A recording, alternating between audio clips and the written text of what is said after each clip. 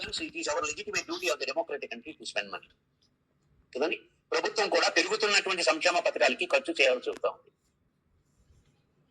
Welfare ఉండాల్సిందే sir, not at the cost of development కదండి. ఈ రోజు దేశంలో ప్రతి రాష్ట్రం ఎందుకు దెబ్బతినేసింది, నాశనం అయిపోతా ఉన్నాయంటే we're not balancing development with welfare. Welfare welfare welfare, బట్టలు నొక్కులు ఉచితంగా ఇచ్చేసేది, దేశ ప్రజల్ని సోమవారం చేసేది. ఒక ఉద్యోగుడికైనా యాక్చువల్ గా ఒక పూర్ ఫ్యామిలీ ఈజీగా బతుకుతా ఉంది ఈరోజు.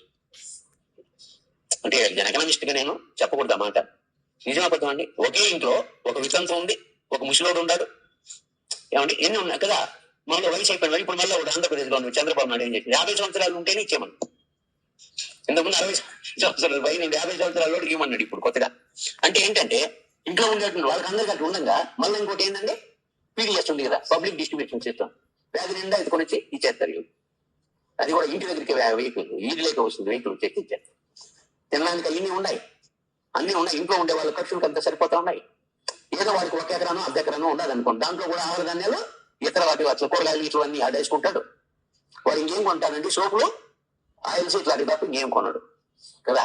ఇంక వాడిని ఉద్యోగ పని చేయమంటే లేబరర్ గా రారండి, ఆరోగ్యం ఓపిక లేదు పోయా, డెఫినెట్ గా అనే పరిస్థితి వస్తుంది. అని అదే పరిస్థితి ఉంది ఇప్పుడు ఇండియా అంతా. నంబర్ ఆఫ్ ప్రోగ్రామ్స్ అండి, not 1 or 2, 137 programs are in force.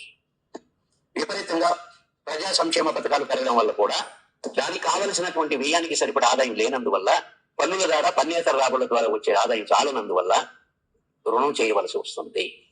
That is the third.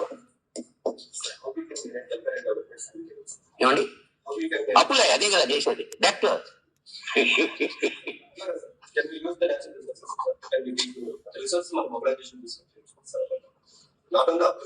అవును, ఎప్పుడు వ్యవసాయంలో ఉండే రిసోర్సెస్ వాడి చేతులు చేస్తే కదా యూ విల్ గెట్ ఇన్కమ్.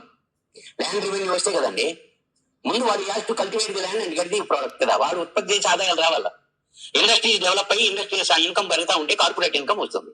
అవన్నీ ఎక్స్ప్లాయిట్ చేయాలంటే ఫస్ట్ ఆఫ్ ఆల్ దట్ అన్నిటికి మించిపోయినాం శిక్ష మనం. అదే కదా what is the gap between revenue and expenditure.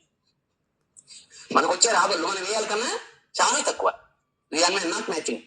అందుకని అప్పుకి వెళ్తా ఉన్నాం. అది మ్యాచింగ్ అయ్యేటువంటి పరిస్థితి రాని పరిస్థితి ఎందుకు సృష్టిస్తా ఉందంటే number of welfare programs are increasing. We're not balancing development with welfare కదండి. ప్రభుత్వాలు అన్ని అట్లే ఉన్నాయి. ఇది ఇప్పుడు ఏది పతివ్రత కాదు. దేశంలో ఉండే రాష్ట్ర ప్రభుత్వం కూడా పతివ్రత కాదు. Every state is such their own trend of acquiring and having improving their own bank. So welfare programs multiple increased. Next 4